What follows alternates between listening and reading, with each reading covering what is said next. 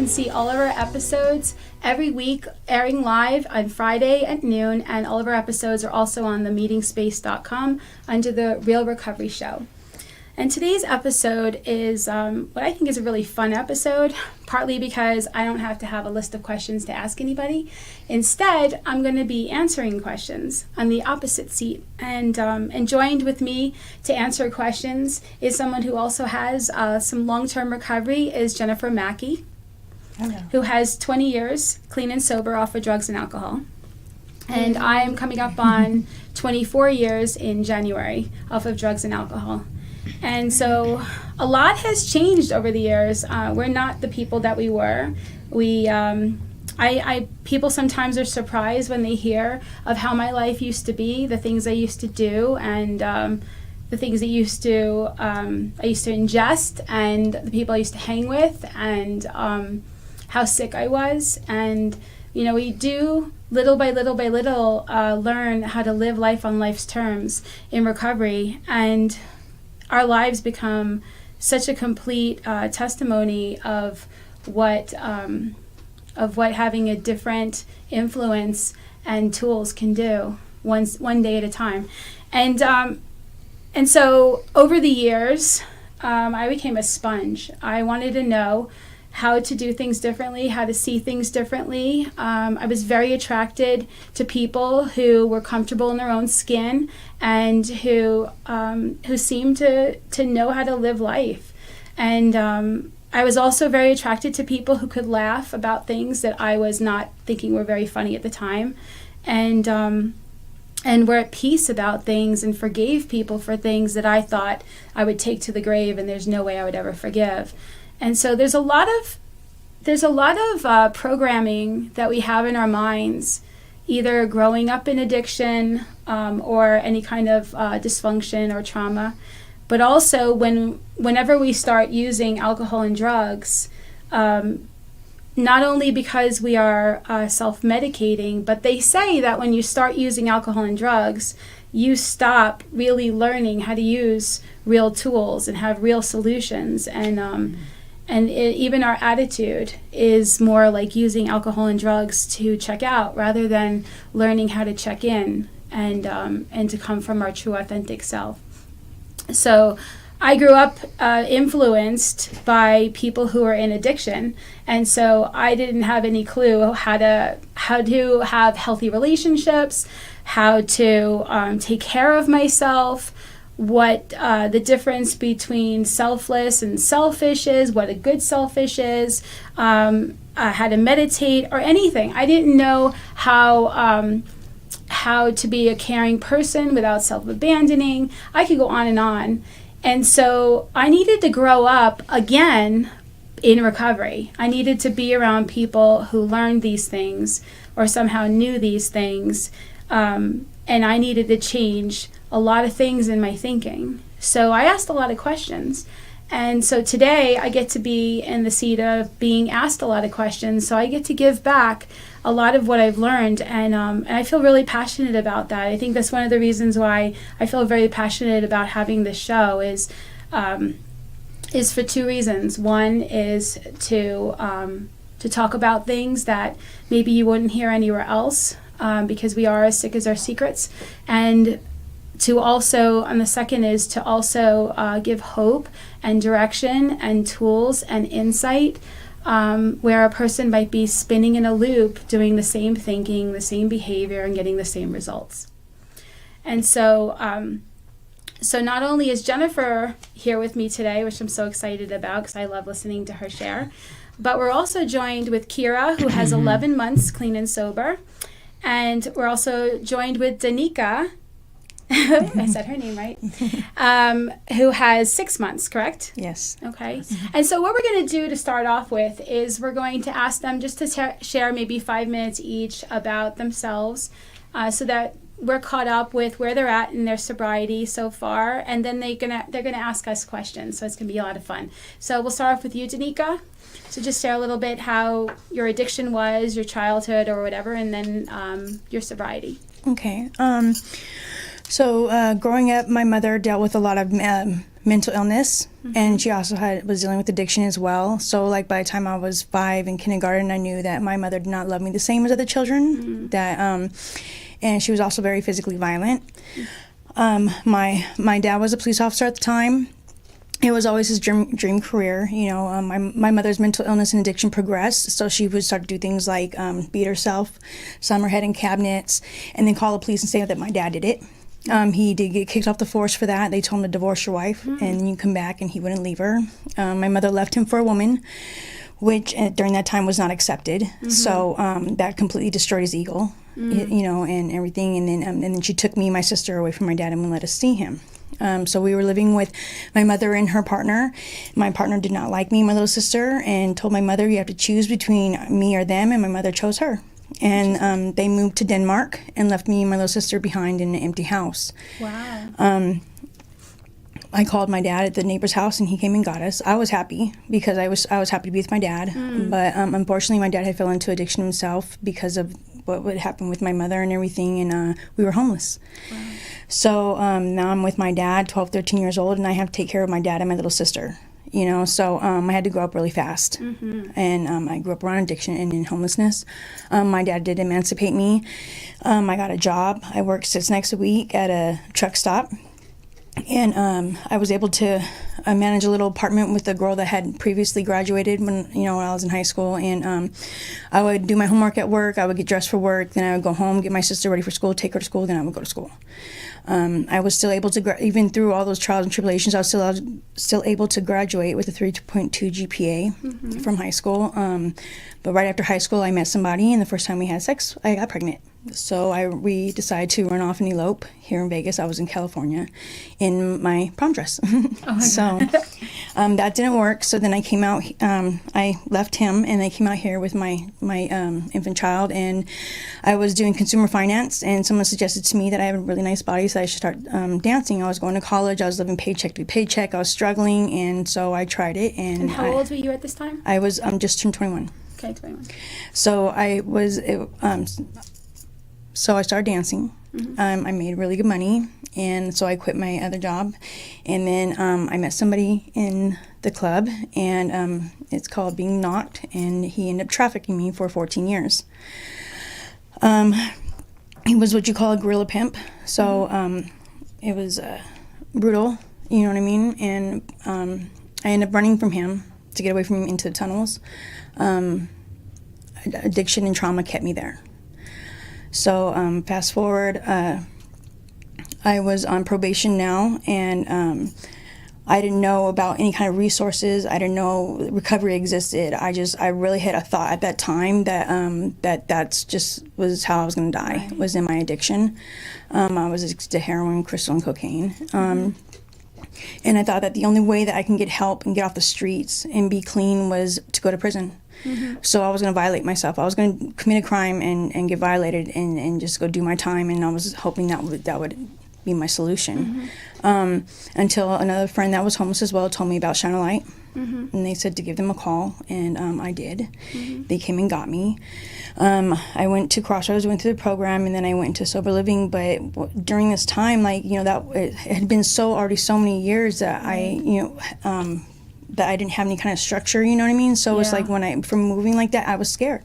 And it was very frightening, so I ran back to what I knew. I ran back to the tunnels, and I fell back into addiction. Until I was just tired. During this time, my father passed away, who was my best friend. I was just tired, and I didn't want to do anymore. So I knew Shine a Light had been still looking for me.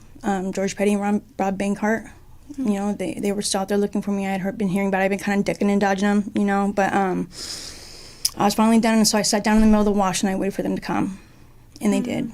So beautiful. And Rob Bankhart found me. And so I went through detox again at Crossroads. I went up into housing. I completed the program. I graduated the program, and then I moved into Marcy Davis Sober Living, which is where I'm at now. And I'm doing very well. I love the structure. I love the accountability. It's what I need, And now I work for Nevada Homeless Alliance, and I work with Shine a Light as well. Nice. Nice. It's very gratifying, you know what I mean? So at Nevada Homeless Alliance, we believe in housing. You know, housing is a human right. You know, and then I'm a peer ambassador, and where you go and I do an outreach. We do pop-up events. We provide housing assessments, medical assessments, all that kind of stuff, resources. Let people know, because I know I didn't know. Right. You know what I mean? And then we also and I also work as a PLE, which is a person with lived experience. So therefore, I put in I give them my input, my experience to help with housing and all that kind of stuff. So we're doing a lot of great things, making difference. And then I also get to work with Katrina Grisby Tefford. She comes from a similar background. And she's getting her doctorate, and she's director of Nevada Homeless Alliance. Isn't that amazing? Yes. God, we rise up, don't we? Yeah, so she inspires me. She shows me that women like me can really make a difference, and that we can better our lives, and that we don't have to stick with that stigma, and we don't have to always be that. We can be something greater. Dee Dee Parker, she helped me too. She was the one that drove me to Crossroads the second time, and she listened to me, and she dealt with me because I wasn't an easy person to ride with at the time. I put her through some stresses, but yeah, these people like that are just there who inspire me now, because they're really out there trying to make a difference and trying to help. Just keep following that inspiration. Anybody who inspires you, just keep following it, because that's the light that you see in somebody else. That's a mirror of your own light, because you're going to keep inspiring people. As you keep rising up, people are going to be like, wow, if you can go from that to this, then maybe I can too. Yeah, thank you. So I'm glad you're on the show. And Kira? Thank you for having me on, and thank you so much for sharing your story. Your story is so cool, and I'm so happy that you're sharing where you are now. That's so amazing. Previously, I was on the Young People in Recovery show, and I went in a little bit more in depth about my story and kind of how I grew up, how I got into addiction, but so if you want to check that out, you can. It's one of the episodes. But, like she did, I grew up in a lot of dysfunction. And something that I say frequently in my recovery is, I was obsessed with drugs and alcohol before I had even picked up for my first time. I remember thinking, smoking weed brings you peace. And, that's all I really ever wanted was just peace. I just wanted my head to be quiet. So I had this preconceived notion of drugs and alcohol from a very young age, just trying to escape that familial dysfunction. And so, I remember, having this idea, okay, this is what I'm going to do. This is who I have to hang out with to have to get to it. And so that's just kind of how, and then it steamrolls, because it's addiction, it just kind of steamrolls. And I'm 21 years old, and when I decided to get sober, I was 20, and I was sober for about 3 months, and then I had a relapse. And, I'm thankful for that relapse, because that relapse showed me that I really am hopeless, you know what I mean? And that I just really didn't want to live this way. So when I came back in the second time, I was really able to give it my all and really come in with an open mind, an open heart. And I think that's what you really need to be successful in recovery. Yeah, for sure. Beautiful. All right. Yeah. I'm looking forward to her 1 year, because I'm going to make her a really cool chip, but she now knows because I just said it on TV. Anyway, so what we're going to do now is we're going to allow them to just, ask us questions, and Jennifer and I are just going to start sharing, and bear with us. This is our first time doing this particular format, and so whoever would like to go first. I would like to know is, how do you distinguish between your alcoholism and your intuition? So I struggle with that, you know what I mean? So I know I have a disease that likes to lie to me, and but at the same time I know that I do have my own gut instincts, but right now I just really do have a problem distinguishing between the two of them. Okay. I'll go first. That's a really good question. To me, alcoholism is not just about alcohol. Alcoholism to me is about the desire to use something or someone outside of me to control, manipulate, or change the way that I feel. Either to shut me off, or to give me more, or to numb out. And so I could do that without even putting a pill or alcohol or anything into my system. I could do it with spending. I could do it with sex. I could do it with, if my mind says this is a solution, and I come up with a problem that's the only solution for that problem, that's how I know I'm in alcoholism in my mind, because I'm telling myself what I think I'm supposed to be like, what I'm supposed to have, how people are supposed to treat me.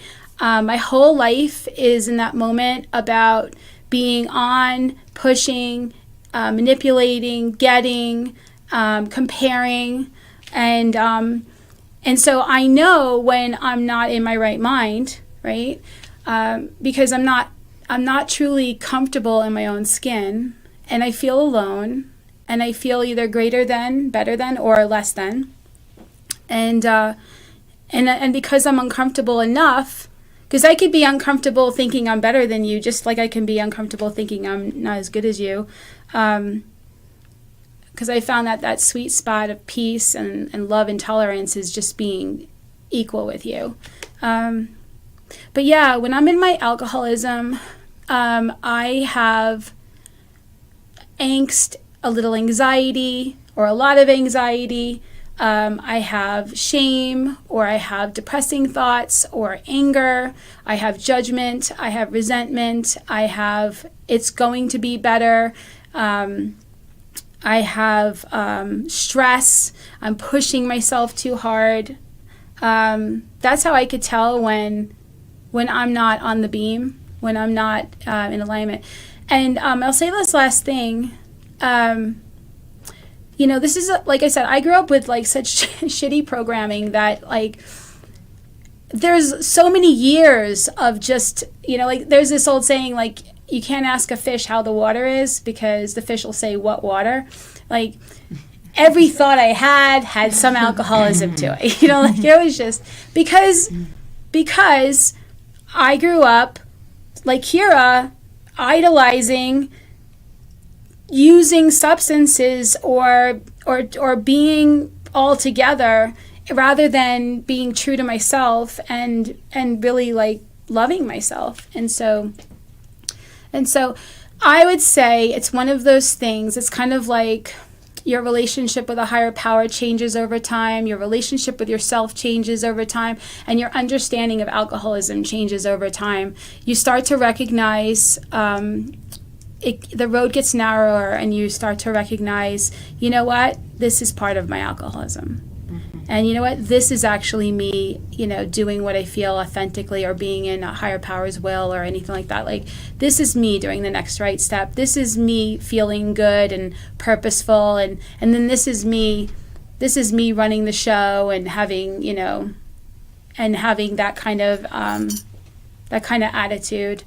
And I think it's great because it is really all between our ears, right? So it's important to just keep defining and getting more clarity for yourself.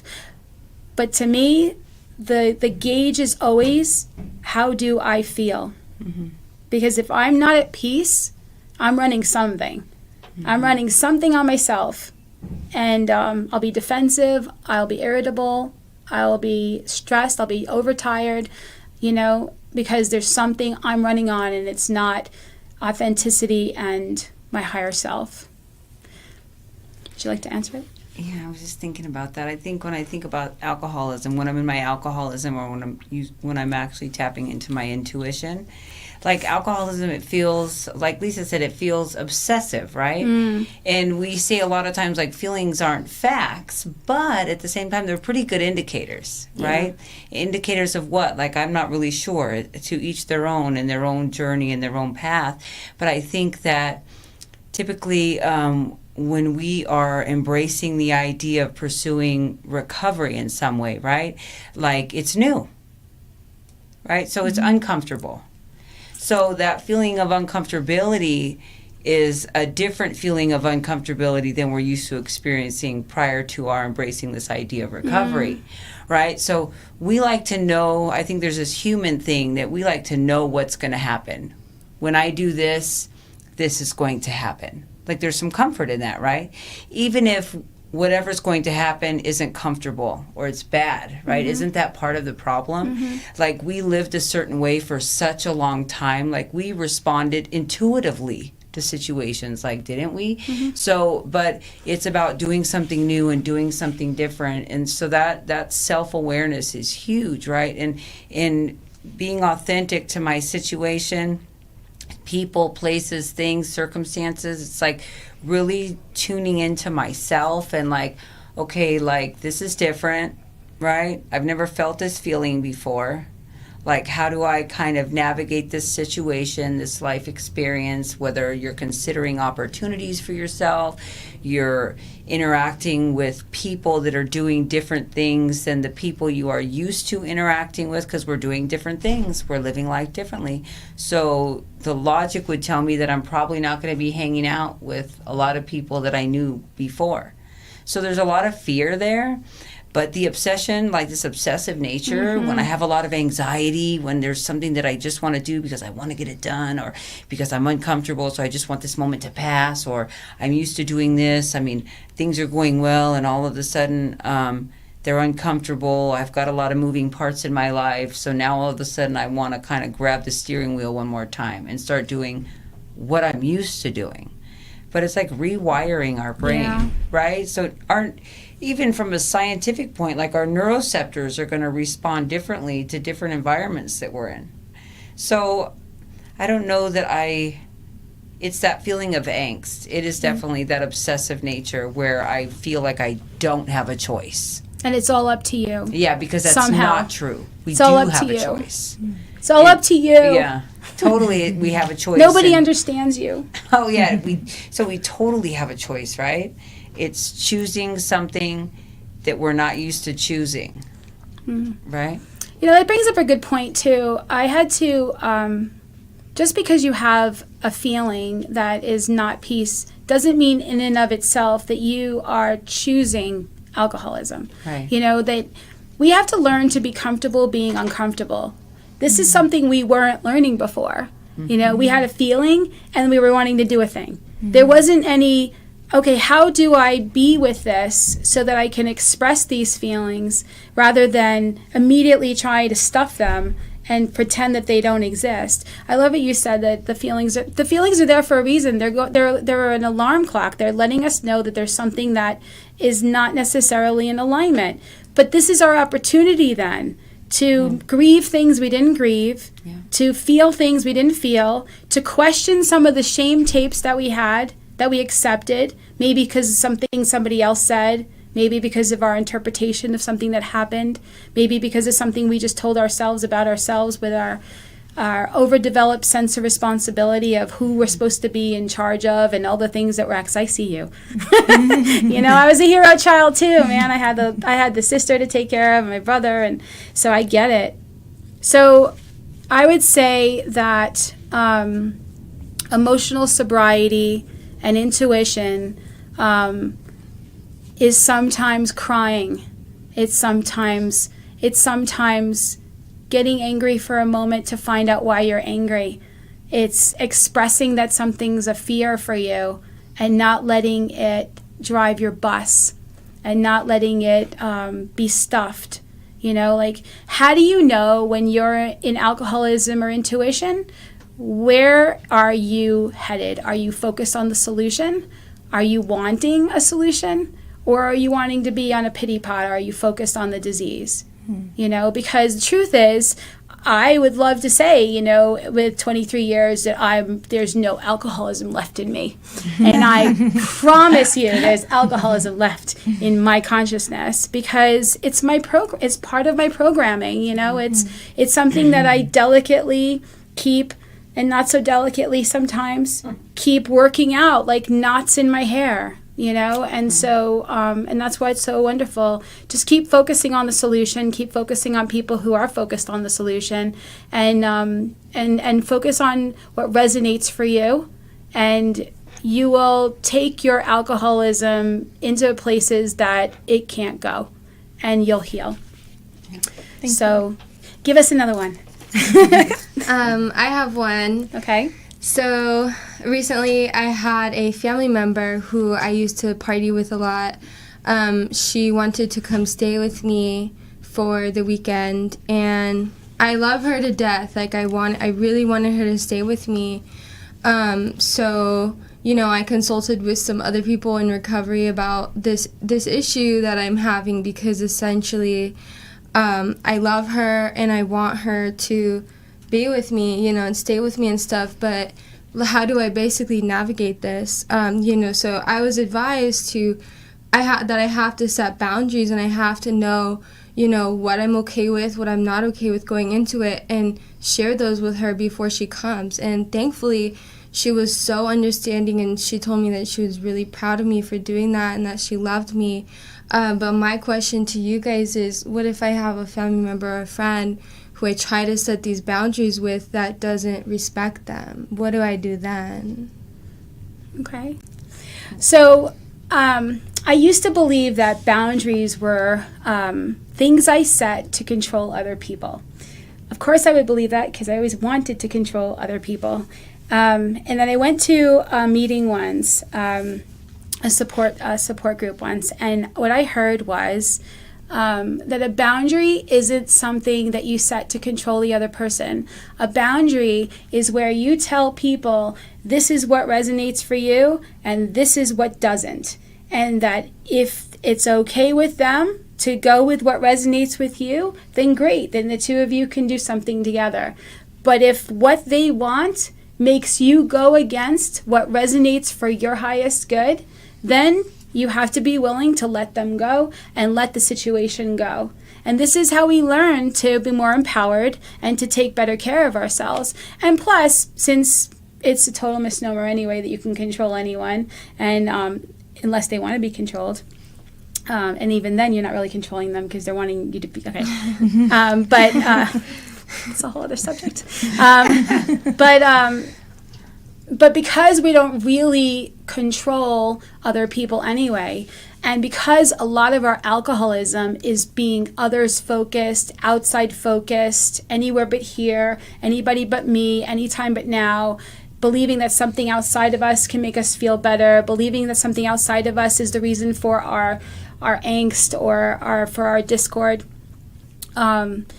What happens is that in setting these boundaries is that we start to come into this present moment more and start to find out intuitively and authentically what is our real yes, and kind of like to do as a connection of both of your questions for a second is that there is a saying that people who grow up in dysfunction or alcoholism or any kind of like divorce or trauma or mental illness or anything, that they guess at what normal is.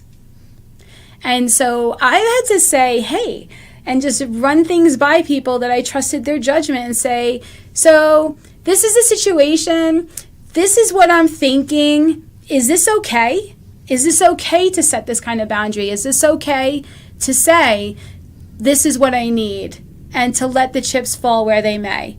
Because I was always of the impression that I was being greedy or selfish or narcissistic or whatever if I took care of myself, right?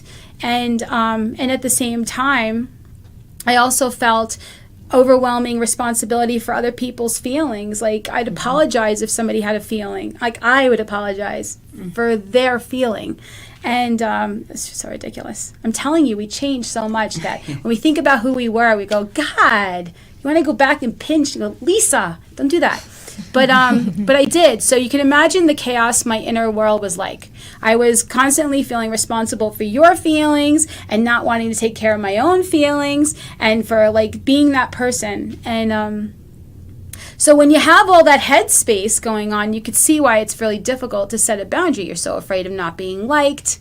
You're so afraid of somebody, whatever. So when we find out first, what is it that resonates as healthy for us and right for us, then there's this cute Dr. Seuss saying, which I love, and it's say what you mean and mean what you say, because those who matter don't mind, and those who mind don't matter.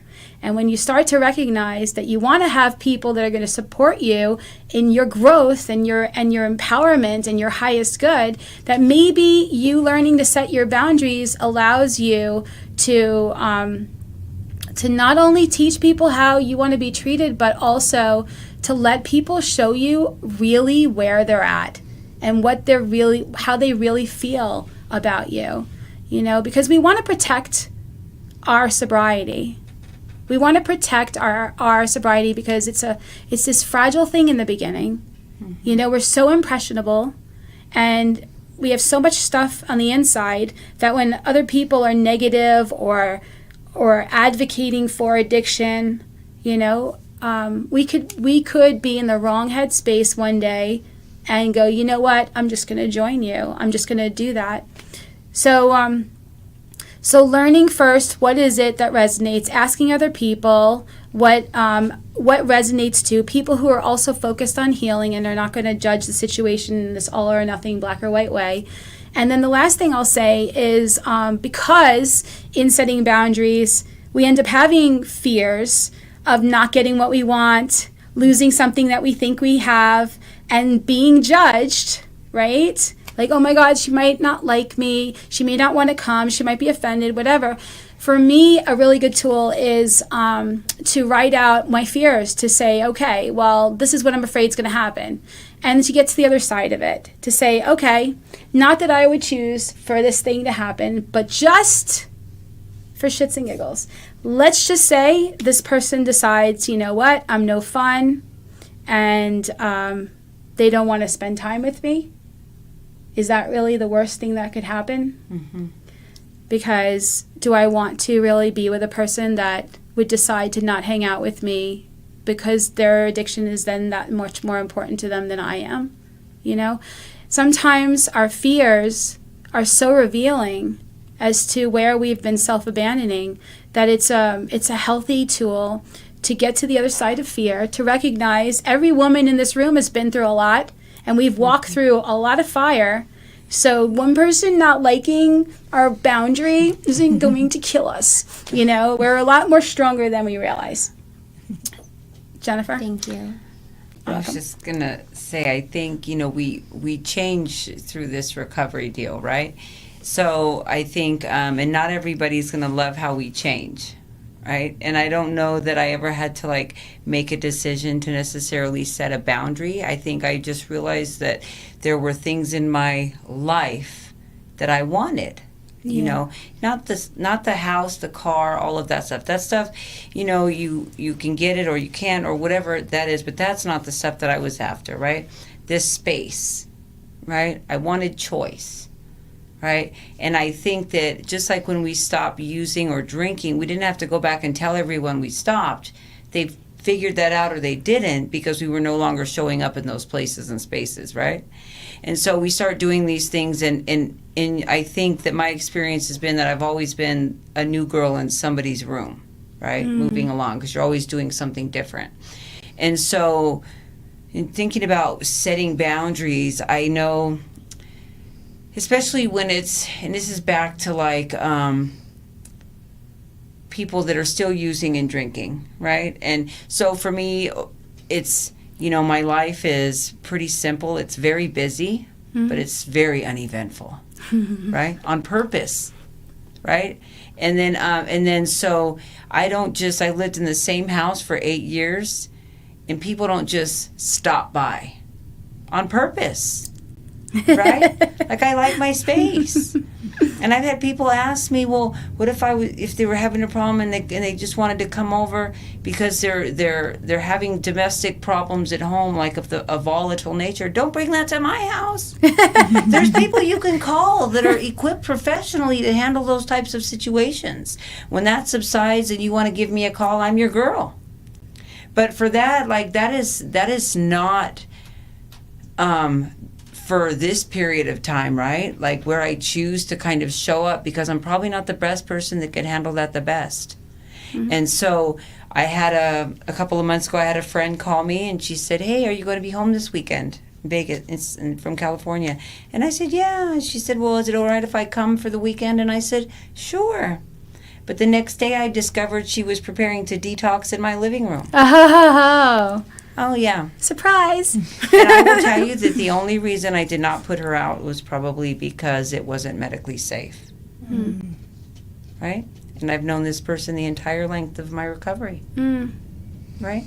But that doesn't matter to me. What matters to me, because of that, I really expected a little bit more of that person, right? So you didn't ask me. You didn't let me know all of the information so that I could make an informed decision. Yeah, so I haven't talked to them since, like on purpose. And it's not about trust. It's just, I just don't want that in my house. I have kids, you know, they're older, obviously, but yeah, I just don't want that in my house. And so, and it's not because I'm uncomfortable being around alcohol. I'm absolutely not. I know when I go out to places that I have friends that still drink and all of that stuff, but not alcoholically, right, or addictively like I used to. Right, so they're still able to do that from time to time and have some order in their life, right? But I just love the peace that I have in my life. I don't like the chaos. I go to the gym. I want to go 6 days a week. I like that, like on purpose, right? And so all of that setting boundaries, I think it has to do with staying your position where you're at, like without acting on that feeling that you need to apologize for that. Yeah. Because we know that somewhere in there it's uncomfortable for people. Like they don't know how to navigate that either. How do they do that? Well, you don't have to know how to navigate, but this is what I'm comfortable with. And, you know, and I don't feel like adjusting that. I don't rearrange my gym schedule. You know, I don't plan it 5 weeks out either.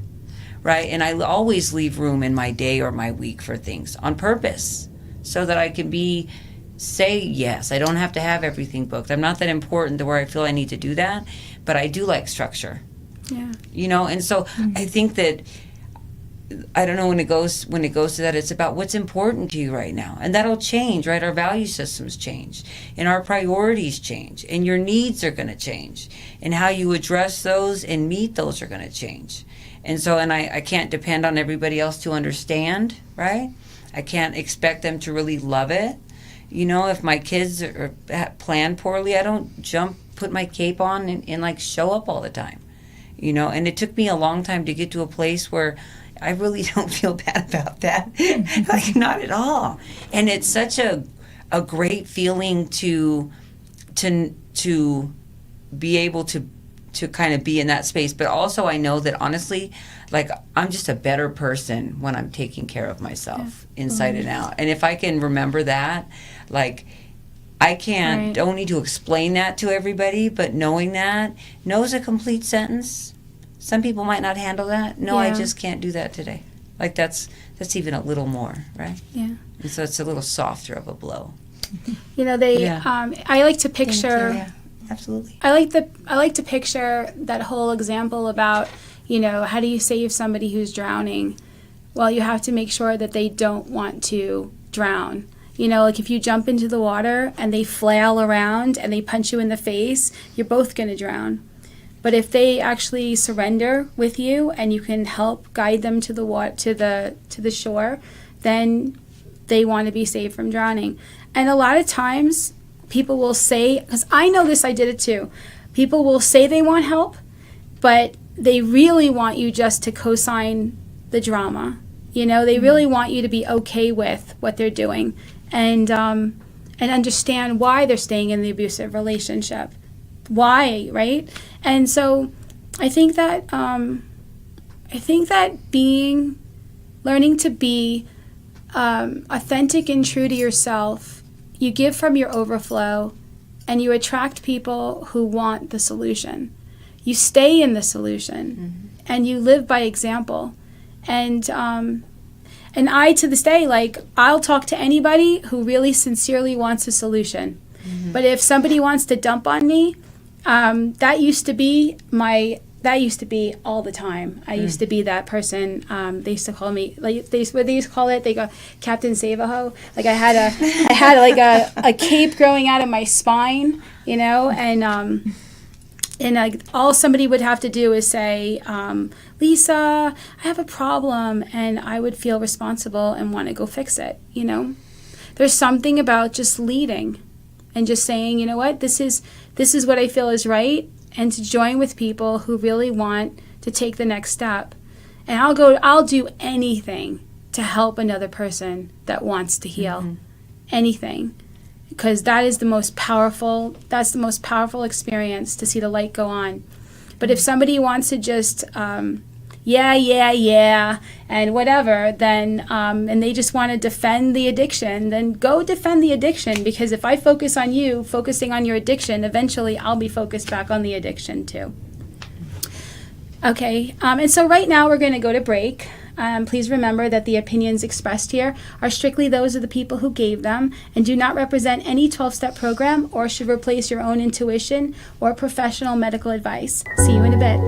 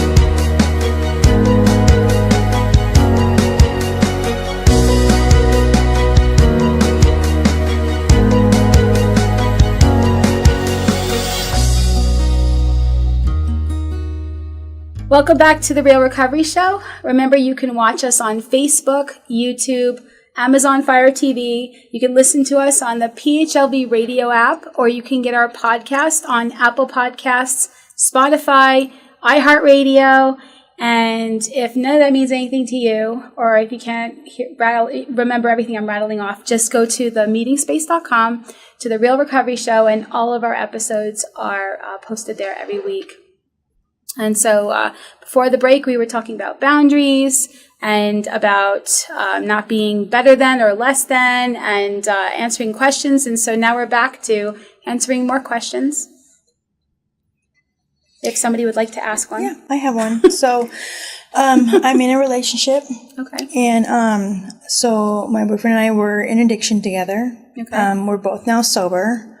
But of course, we come to bumps in the roads, you know, but my question is just like, how do I deal with my partner that doesn't want the same type of recovery that I have, like that I do? Like, we don't want the same kind of recovery, and it's actually quite difficult because I'm very active in my recovery. I love to be of service to anybody that needs help. That's a passion of mine, and he doesn't feel the same. And so a lot of times he might feel neglected. Or he feel like, oh, you'll help them, but you won't help me, or you'll give them a ride, but I have to take an Uber, you know what I mean? And just our recovery isn't the same. So how do I navigate that? How do I deal with that? I'm having some issues. Well, so it's really interesting. I had this experience once where I was in this relationship with somebody, and I felt like I was way more spiritual. And I started giving him books that he should read, not could read, should read. And I even was willing to read them with him, for him, at him, whatever. And man, this is like a long time ago. So even books like a lot of Wayne Dyer stuff, and then Men Are From Mars, Women Are From Venus, because I was like, you need to communicate better and whatever like that. And I was so sure that the problem was that we were just not on the same page when it came to that stuff. I was so sure. And so I felt very, very self-righteous about it. And then one day I went into a meditation, And I truly sought, what do I do? How do I see this differently? And shockingly, I got a guidance that said, why don't you look for how they are doing it right? Why don't you look for how it's maybe different, but maybe it's still valid? And so one of the things that I did was, I prayed, I meditated, I even used the word God. He didn't like the word God. And I had a whole period of my life where I didn't like the word God, but that was the past as far as I was concerned. And he should be on the same page now. And so instead, he was a DJ and a producer and a problem solver, very much, very good at that. And my intuition said, why don't you look to see how he's already listening to his intuition? And so I started to see how when he had a problem, he would go online and start to search for things and know exactly how to find what he needed. Or when he would DJ and the room energy would change, he would know intuitively what to do with that. And he would trust himself. Even when drunk women that wanted to have sex with him if they could just play their song would go up to him, he was like, nope, I know what I need to do. And he was very strong in that. And I would not have seen that before, And there's something about being able to see someone's light and what they're doing right that helps them to, in their awakening and their spiritual path and in healing from addiction, more than any of those books probably could have helped, to really trust and to have faith in that. And so eventually, I like to think I had a little part of that because my ego, but he eventually did start to call his intuition God, and to really emphasize and talk about it because he was able to see for himself. As I said, he said, you know what, you already do. You already listen to your intuition, and this is how I see. But it taught me a lot, and to not compare. That being said, if the effects of what someone's not doing is putting them in a position where they're not participating in the communication, the honesty, if they're acting out, maybe not by actually using the drug or the alcohol, but they are checking out with lots of video games or lots of TV shows and not being present with you. If they don't have an outlet and they make you their one-stop shop and they're not processing their stuff, I would say you could speak to the thing rather than the all or nothing. You're not doing what I'm doing, and I'm doing what everybody should be doing. Because when I first started really focusing on my recovery, as I have heard so many people have the same attitude, you want to shout it from the rooftops, man. You're feeling so lit up and so on fire, and you just see so many changes and so much yummy good that you think everybody needs this. And I wanted to tell my family, friends, exes, all the people, and surprisingly, nobody wanted to hear any of that. But when we are seeking to understand, seeking to join, we come from love and tolerance, and at the same time learning boundaries and learning how to stay on our own side of the street and take care of ourselves and say, if we're going to have a healthy relationship, we need to learn to communicate better. We need to do this stuff. And then the last thing I'll say is, and this is just the truth, sometimes people grow with you and sometimes people don't go with you, and so if you keep focusing on your own healing, they may end up feeling the need to speed up a little bit and step up so that they don't lose you.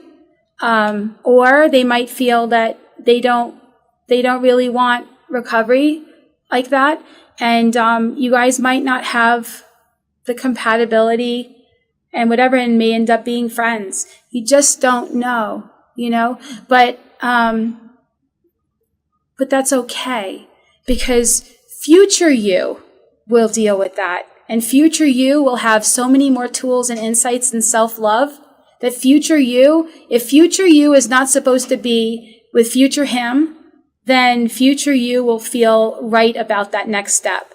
And so you don't even need to worry about that. Mm-hmm. But definitely bloom where you're planted and recognize that everybody has their own path and their own stuff going on that they need to heal. And in the relationship, love and tolerance and looking to see how they're doing it right can make a person feel much more welcome to join you in what you're doing as well. So I hope that helps. Jen, do you have anything or? Oh, no, I was just listening to you, and it's hard, right? Like everyone chooses their own path, right? And so like I can tell by listening to you, like you're on fire. You're so excited, and by all of the people that you mentioned that you do things with and learn from and are mentored by and do this work with in the community, and I'm sure you are busy like every single day of the week, right? Yeah. And that's awesome. Like I used to be like that too. I was like, wow, I was always somewhere, and I used to fellowship at church and the rooms of recovery and do a lot of community events out there, like outreach and different things. And then my daughter's father said to me, you help those people more than you help this house. I was like, but I also knew at some point that, we had begun to do things differently. Right. And this is not, I just say, so, and how do I navigate that? I don't know. Like, I'm a firm believer, especially in relationships, that you're continuing to get to know and learn not only that other person, but yourself. Yeah. And over time, we change and we grow, and relationships are where we get to see all of those things or learn all of those things, or our strength comes from those things. And life's not a piece of cake. It's not always Friday night dates and flowers on your birthday. Sometimes it's like, don't buy me those flowers. Like, I'd rather go get tacos at Roberto's on taco. You know what I mean? Like, really, like sometimes the money's that tight. But I say this to say, it's different. So for me, because of what I know about myself, it's super important that I connect in some way, because somebody told me this. Sister Jennifer, the man that God puts in your life is going to have to understand how important it is for you to help his kids. Yeah. Right? And I listened to that, and I had that. And then when I went home and I heard exactly what I just told you, and I was like, oh, yeah. Yeah. And I had not been knowing, I'm a firm believer in commitment, and staying and working on things and trying to, to navigate this process. A relationship is a big deal. Yeah. And, but I didn't know. So your future self knew, like, I didn't even need to make that decision for myself. Right. Right. And so, and that's not to say that about your relationship or your situation, but there are certain things about my recovery that are from the core. Right. And it's in alignment with your gift. Your life, is in blooming where you're planted, and you might look up and you might find yourself on another hill. You know what I mean? I don't even know sometimes, but we love that. We love helping others. We love giving this gift back. And so I say, like, finding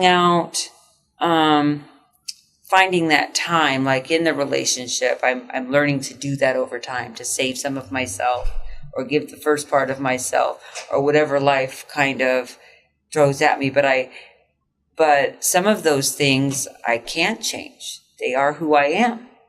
Right? Yeah, right. And that's okay too. Yeah. I think it's a really good point too, to remember that you guys used together.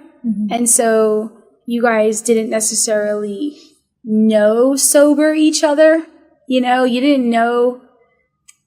When I use drugs or alcohol, there's a lot of falseness happening, because I'm saying things that I'm mentally lubricated, and it's affecting what I'm saying. It's affecting what I'm feeling. It's affecting how much I'm sharing. I kept people kind of at an arm's distance, and because I had so much stuff that I felt when I would look at this stuff, that I really didn't feel like anybody would really love me. I didn't feel like I could love me, And so addicted you met addicted guy, right?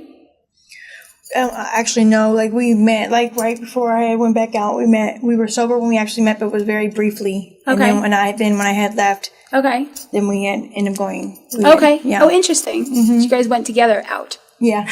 You went out. Yes. Like, not out to dinner, like on a date, but it's like, hey, boy meets girl, let's go out. And so you didn't really have a chance to know yourself. No. To get to know him, for him to know himself, you know, and so just keep in mind that whether or not this relationship is one that grows with you or doesn't, you know, ultimately, you could still love a person without being in their life every day and being, you know, in a relationship, a romantic relationship. You know, I wish somebody, or maybe people said it, but I didn't hear it, but listen. I wish I knew that a kiss wasn't a contract and that I didn't have to stay forever, because the idea of abandonment, the feeling of misplaced ideas of loyalty, of misunderstandings about what love really was, guilt, shame. I'm never going to find anything better. Nobody's going to understand me. Nobody's going to love me like this. The sex isn't going to be as good. These ideas have kept me in a relationship that really wasn't for me. It's just God was out in the parking lot honking his horn going, all right, already, let's go. And I was going, but, I need him. He needs me. And so give yourself permission to put your recovery first, no matter what. Put your recovery first, and all good things will be added on to that. And if we put the guy first, or we put the job first, or we put what we look like first, how much money we have first, etc., we will not be sane. We won't be happy, we won't feel fulfilled, and we won't have that sense of purpose. Next. Thank you. I have a question on just like meditation. Okay. For me, I feel like, you know, my whole life I thought meditation was this practice of being present, and, you know, you meditate to, you know, feel in the present moment. And that's how I meditate. And lately, like, sometimes when I practice that, like, I come out of my meditation and I do feel more present, but it's like I don't feel like, you know, I got like real guidance or like real fulfillment from that type of meditation. And, you know, I hear you talking about seeking a lot and using meditation to do that. And I just want to know like how you guys meditate and how to meditate and seek information, you know, from my higher power, or like, you know, am I correct in feeling like there are different types of meditation? You know, I'm just trying to figure this out. Do you want to go first or me? I could if you want. Go ahead. Yeah. So, when the beginning of, some people pray, right? Some people meditate. Some people pray and meditate. Some people do a lot of different things, right? So I never used to do like meditation. I was a big fan of like really consistent, and my prayer life is huge, you know, and it's not just at church. It's like in the morning, and that's kind of like my time. But like I started to learn probably about 4 years ago. And I did this workshop, and I was like, God, like there's this whole other thing. And then I was on this hike, and they wanted to meditate, and I'm closing my eyes around all these freaking addicts. I'm like, what? And I was like, wow. And so the experience for me was so surreal. I felt like I was watching myself have this experience, right? And so for me, it's about this, it's about clearing my mind, right? And so sometimes maybe like for me, prayer is more of about like my part of the conversation, right? My focus, what I'm learning, what I'm thanking for, what I'm asking God or my higher power to help me with for that day. And then meditation for me is sometimes about the pause. It's about the reset. It's about the disconnect from my environments, my feelings of responsibility, emotional pressures, clearing the space in my head, but absolutely being present, right? So I think that looks different over time. I know I say that all the time, but that is just my experience. Like, it changes over time. So now I do yoga. Okay, I don't even want to say that out loud, but I do yoga. And what I'm learning in there is when they talk about that, I love it. I used to make fun of people. And I do that, and I'm sorry, but I did. And so but there's a part about connecting to your breath, right? A certain amount of stillness, right? And then readying ourselves for what's next. So who knows what? And then they have all these meditation apps. There's 1,000 people that you can listen to. If you don't like their voice or how fast they speak, you can go to the next one, right? I think it's about connection. Yeah. So I think it's to that person, but seeking, and I think meditation is where we receive, maybe, or we prepare ourselves to. That's just for me, right? And it changes. Yeah. That's beautiful. There's a lot that you said that now I don't have to say. But there's a couple things I want to add. One is I used to treat meditation as kind of like I used to treat alcohol and drugs. I wanted to change the way I felt, and I wanted to not think. And so I wanted to check out, but I wanted to check out using meditation. And so to me, it's been incredibly important that I learned how to be in my own body, that I learned how to be in this present moment. And so there's different goals in meditation for me. I will always start to feel better and naturally get more clarity as I'm willing to let go of the stories that I'm running in my mind. And I don't mean silence them. I don't mean, that's it, I'm going to close my eyes and I'm not going to think a thing. Shit, it happened. Okay, I'm going to do it again. I'm not going to think, and there's a thought. There's an old adage that whatever you do, don't picture a pink elephant. And then the first thing that happens is you picture the pink elephant, because you got to picture the thing you're not supposed to be picturing. And so oftentimes, more often than anything else that I've ever seen as the challenge in meditating, is that people believe that the goal is to stop their thoughts completely. And so you could hurt yourself, like literally focusing on just not thinking. It's not the point. The point is that the mind that wants to keep generating issues and generating problems and trying to go, okay, this is a problem I'm generating, I need a solution, and and it's literally going and vibrating so fast that we cannot be comfortable, we can't be still, we can't enjoy the moment. Because of all of that, we want to be able to say, the real issue isn't that I'm thinking, the real issue is that I'm telling myself stories. I'm telling myself as if they're true. I'm running on this stuff. I think that there are problems. I think I know what the problems are, and I'm asking for specific solutions to specific problems that I've generated. And so I'm up in this monkey mind. And so what I need to do is I need to turn it over. I need to first say, you know what? I put a question mark on the end of everything that I'm telling myself right now, and I'm willing to be wrong. I'm willing to be wrong about all of it. Right. And when the mind says, okay, if you're willing to be wrong, there's just this calm that starts to happen, because it takes a great amount of energy to keep invested in our stories.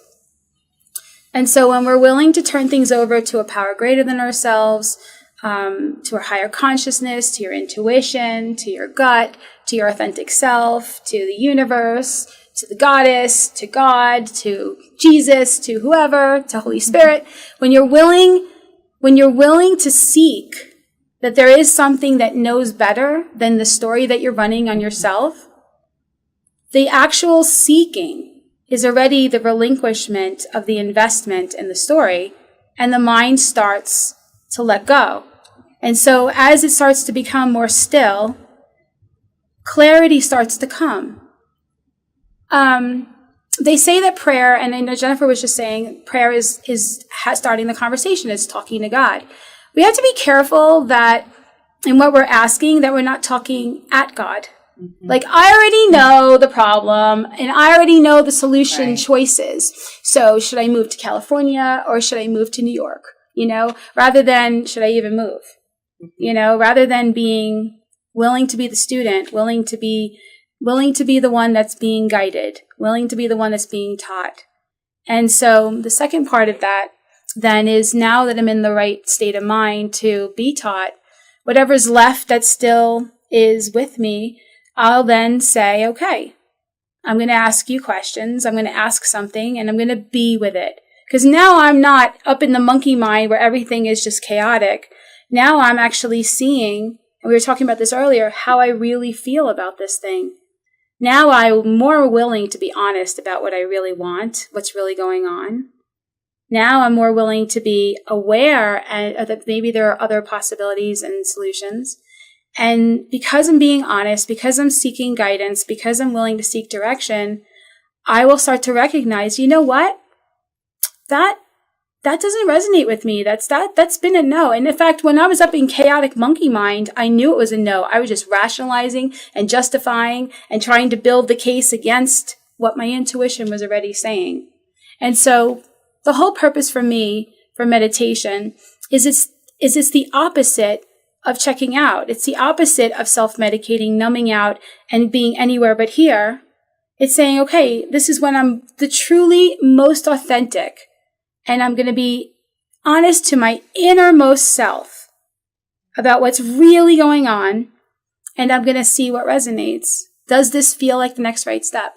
And, at first there may be like, is that really my intuition? Because that sounds too good to be true, or whatever. But if you stay with it, you will find that you'll get clearer and clearer and clearer. And by making that conscious connection, sometimes you'll hear clear-cut direction, and sometimes what you'll just get is a lot more clarity. A lot more clarity where you just know, it's just an inner knowing, and you know the next right step. So I really appreciate you guys coming on the show. Thank you so much. I wish we could get to all your questions, but maybe we'll do this again because this was so much fun. And thank you for joining us today on The Real Recovery Show. We'd like to give a special thanks to our sponsor and gracious host, PHLV Radio, here in Las Vegas. See you next week.